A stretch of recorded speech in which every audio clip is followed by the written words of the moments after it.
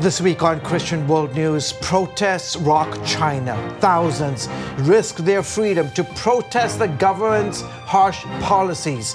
How China's surveillance state is fueling a backlash and spreading to other nations. Plus, he fought terrorists in the Middle East. Now this American Green Beret is in Ukraine. His mission to spread the gospel of Jesus Christ. And a rumor of war. Is Turkey preparing to invade Syria? How it's threatening a young democracy in the region and its vibrant Christian community. Hello, everyone. Welcome to this week's edition of Christian World News. I'm George Thomas. And I'm Wendy Griffith, and we finally have George back in the studio. You literally have been all around the world. Yeah, it's great to be back. And we're going to be expecting some awesome stories. You will, absolutely. From great your to travels. Be back. Thank you. Yeah, welcome back. Thanks. Well, we begin in China, where the ruling Communist Party has eased up on its zero COVID policy after a string of protests sparked by outrage over strict lockdowns. Even though the government has relaxed some restrictions, it's also using its surveillance technology to squash dissent. CBN's Brody Carter brings us the story. While Beijing has relieved some of the pressure that's driving the nationwide protest movement in China, its surveillance state continues gathering information on those who stood up to the government's lockdowns. And I cannot underscore this enough, how much bravery it requires for Chinese people to take to the streets. This week's protests are being called the biggest wave of civil disobedience since the 1989 Tiananmen protests. At the same time, they want to relieve the pressure that's driving these protests that really could spin out of control. Wednesday, the government announced it's easing some COVID-19 restrictions where traffic and indoor dining resumed and shopping malls reopened. But during the protests, the surveillance state was keeping a close eye on potential dissidents. The Chinese Communist Party is notorious for using technology to expedite its undermining of freedom and human rights in China. The Chinese government seeks to identify the protesters even as video of the demonstrations spread throughout the country. The gathering of information is continued by Beijing. But you're right, the leaking of these Telegram and Instagram and WeChat kind of videos are spreading, and therefore information is permeating China. And I think this is why it's a threat to the CCP. One particular application that would mark activities as suspicious that were as innocuous as exiting out your back door rather than your front door. Those types of suspicions could be grounds for being sent to these political re-education camps. And the recent death of former Chinese President Jiang Zemin, who led the country out of isolation after Tiananmen Square and supported economic reforms that led to a decade of explosive growth. Any praise of Jiang Zemin now looks like a threat to Xi Jinping, who was just out of the 20th Party Congress where he gathered all titles and all power. They'll have the flags fly at half-staff at embassies and government buildings, until Tuesday when there's a funeral. After that, they'll probably try to clamp down on any kind of praise or information about Jiang Zemin. China's communist government has long prepared for protests by building up its security forces. Now that government is even stronger with the new power of its surveillance and censorship technology. Brody Carter, CBN News. He joins me now for more on the story. Gary, these protesters took a huge risk to publicly speak out. What does that say about the level of frustration that they have against China's government and its policies? Well, they are frustrated. Think about it. They've been shut down for about 3 years now in many places. People saying enough already. This is draconian. Imagine how it was in the United States. We were fed up, but things opened up and a lot of places didn't shut down. Many of these places have been shut down for a long time.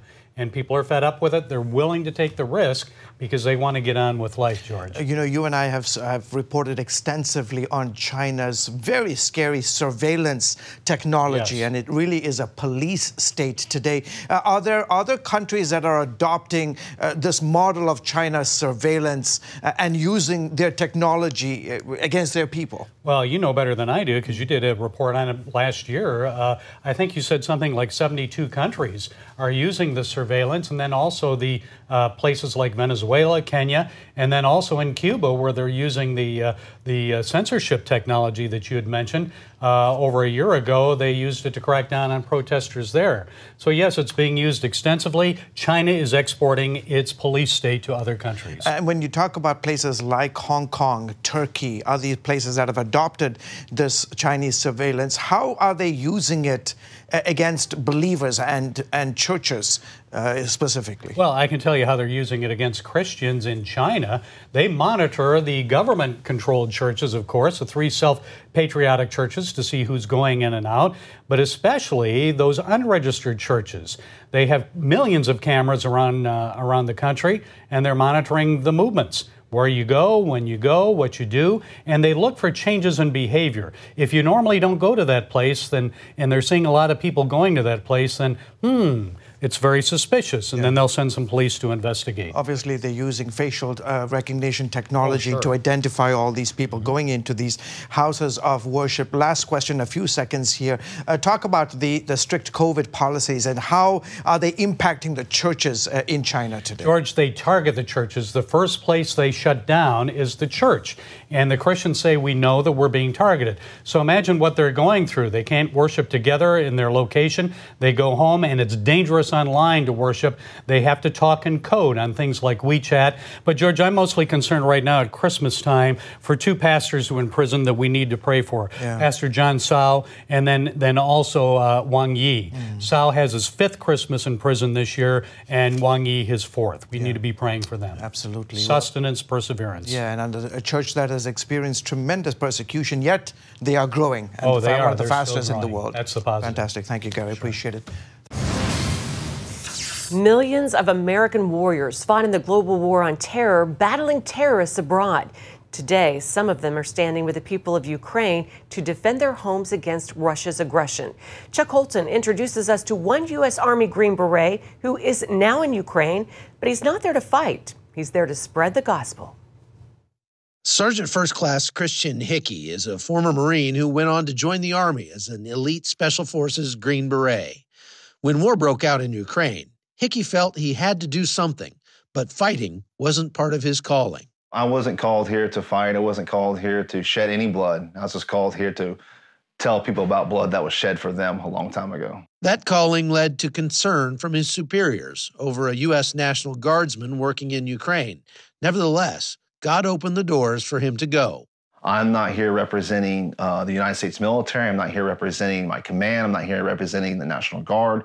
I'm representing as an ambassador of Jesus Christ, and that's exactly what I'm doing here as a missionary in Ukraine. After he arrived, he found the Ukrainian troops in desperate need. These guys don't have medics. They have like 1 medic per like a line of like over 100 or 150 people on the line. Tactical combat casualty care happens to be one of Christian's specialties. I stepped into their training facility, and they saw me, and they knew exactly, like, this guy is different. And they ran up to me and said, can you help us? Can you help us? You know, 7 months ago, they were bakers, they were bus drivers, they were lawyers. Just giving them the skills to be able to stabilize their brothers, to help them get them to a higher level of care. That's mostly what I like to deal with is, hey, here's how you save your brother's life, or here's how to stay alive if you find yourself injured. And the time he's spent with these men on the front lines has given him a deep appreciation for the hardships they face. It's a different kind of war than he was used to.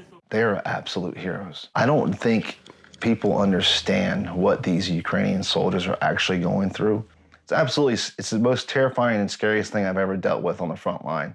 When you cannot see in front of you because they don't have the equipment to be able to do that. And then you have a Russian drone above you who just has freedom of movement to do whatever he wants, whenever he wants, and to direct their fires right on top of you. As the war grinds on, Hickey's mission is evolving to meet the need. Just days after the fall of Kherson, with the population running out of food, Hickey and his team brought a convoy of aid to the rescue. We're switching gears a little bit. This winter is going to be absolutely tough for the Ukrainian people. There are going to be elderly folks who I love and I respect who are going to die because they're froze to death inside their home. That's what we're going to be here to take them out. I'm going to deliver them firewood. I'm going to deliver them food all throughout the winter. We want to basically be the hands and feet of Jesus.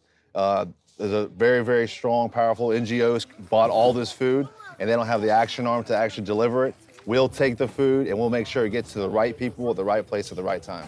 Reaching the villages around Kherson is especially dangerous since the area is still littered with Russian minefields. So the people are all the more grateful when Hickey and his team risk it all to get to them.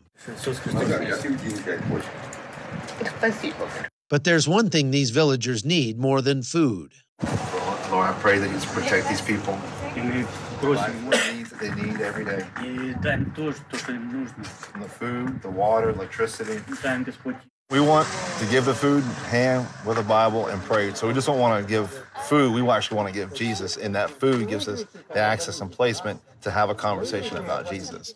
And they're eager to show how the Russians brought death and destruction. This building behind me is a school at a little village that we're in right outside of Kherson. The Russians only left here about 7 days ago, and the people in this village say that they didn't leave all at once, and they didn't tell anybody where they were going. Instead, they just sort of slunk away in the middle of the night. And now all that's left are these holes where the Russians parked their tanks right next to this school. Since I've been here, I've done more long lines of Green Beret stuff than I have ever done in my military career, which is basically, I'm not carrying a gun, I'm not out here to shed any blood, but I'm out here working with the populace, working alongside them, providing them skills they need, providing them food, providing them water, and help build them up.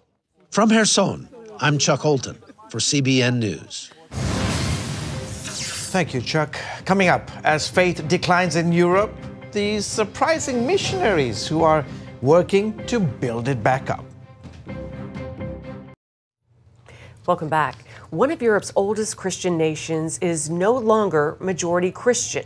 Fewer than half the people in England and Wales consider themselves Christian, according to the 2021 census.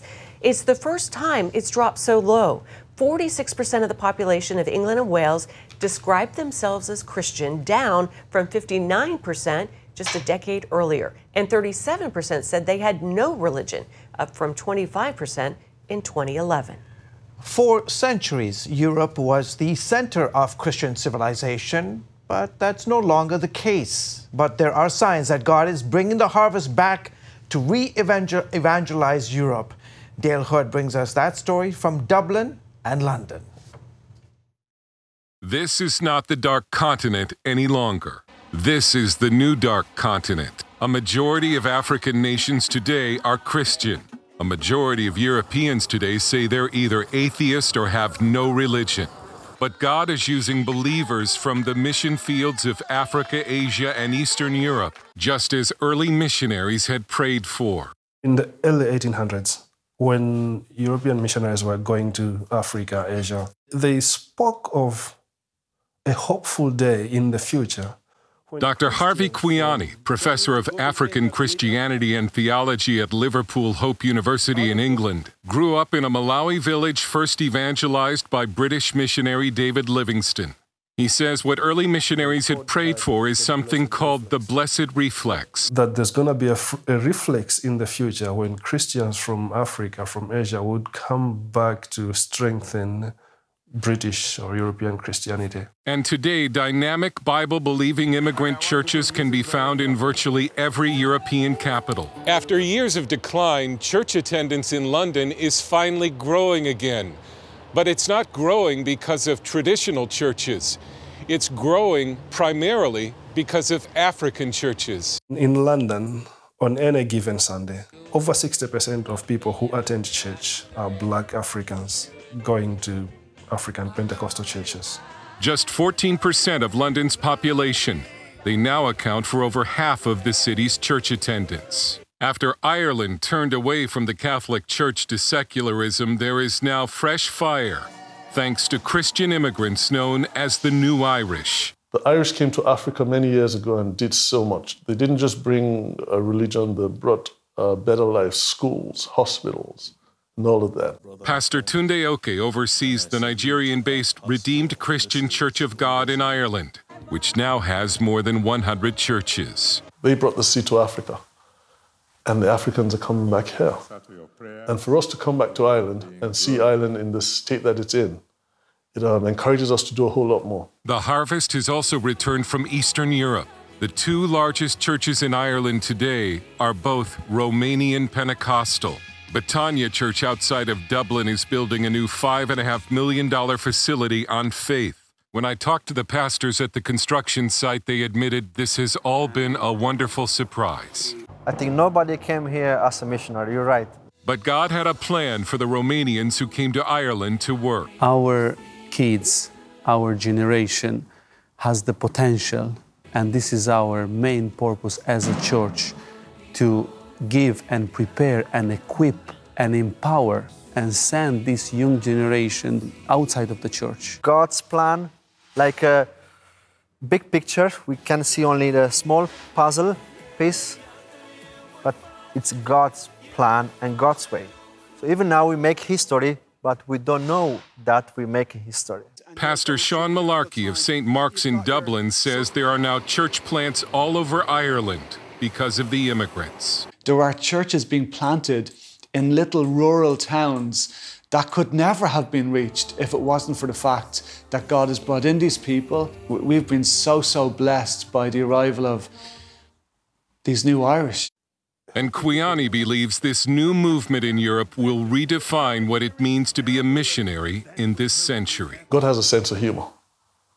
Because now that things are getting a lot more secular, God is bringing the harvest back to the people that brought Jesus to us. Dale Hurd, CBN News, reporting from London and Dublin. Beautiful. Thanks, Dale. Up next, is war brewing in the Middle East? How Turkey is threatening a vibrant democracy and its Christian community. Folks, welcome back to Christian World News. A new conflict is brewing in the Middle East. Turkey appears to be preparing for a ground invasion of northern Syria. That could force hundreds of thousands of Syrians to flee and threaten a vibrant young democracy in the region. Chris Mitchell explains. For weeks, Turkey has been shelling towns and villages in northeast Syria. Zani and Çınar Bakır live on the border in the strategic Syrian town of Kobani. Exactly in 19 November, the bombing began. The bombing was very strong. We were very scared. It was really devastated in northeast Syria with over 28 people killed, 14 of those civilians. They've hit schools, they've hit hospitals, they've hit grain silos, an IDP camp, water facilities, oil facilities. So really all the important infrastructure for civilians has been destroyed. It's unbelievable that it's been so terrible. Turkish President Recep Tayyip Erdogan blames Syrian defense forces for a recent bombing in Istanbul and is using it to justify the military campaign. We've been on top of the terrorists for the past few days with our planes, artillery, and drones. Know that as soon as possible, we will root out all of them together with our tanks, soldiers, and our friends who walk and will walk this road with us. Dave Eubank of the Free Burma Rangers is among those on the front line. It sounds like that was a pretext for this new onslaught into northeast Syria. So we saw this happening, and then behind that came the threat of a land invasion. As they said, clean out the enemy, clean out the Kurds. Mayenza says given this geopolitical crisis, the U.S. could play a key role. Of course, Turkey is important because of the NATO alliance and what's going on in the Ukraine. So this is a really delicate situation for the U.S. government, but nevertheless, they have the tools to push back an invasion, and they should. The possible invasion puts a growing, vibrant new democracy at risk. It's known as the Autonomous Administration of Northeast Syria. It's remarkable. They've created this society that respects one another, even with deep ideological differences. And I think that's super important to understand. This isn't a secular society. They're very religious, but they accept one another. They really live among each other with this remarkable religious freedom culture. The Syrian Defense Forces is backed by the U.S. and serves as the young democracy's military arm. 900 U.S. soldiers work alongside the SDF. But our presence keeps Turks from completely invading, Iranians from attacking. It holds Assad back a little bit and helps keep ISIS tamped down. So the U.S. has a very important role diplomatically with the surrounding countries, especially Turkey, to find compromises between the SDF and the Turks, which I think is possible. Mayenza sees the devastating consequences coming from any Turkish invasion. We know if Turkey invades Kobani, they are going to decimate the people, torture, kill, rape, and commit atrocities, especially targeting the vibrant group of religious converts there. Meanwhile, as Christmas approaches, Zani and Chinar in Kobani are holding on to hope and their faith.